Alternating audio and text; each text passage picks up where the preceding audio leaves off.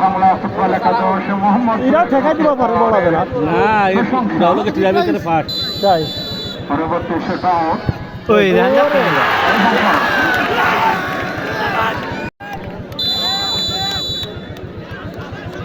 নম্বর 2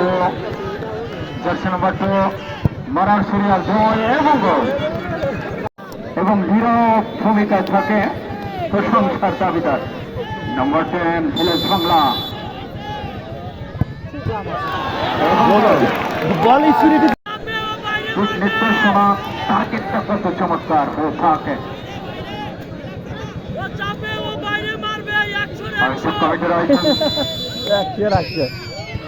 এবং গোল ফুটবল একাদশ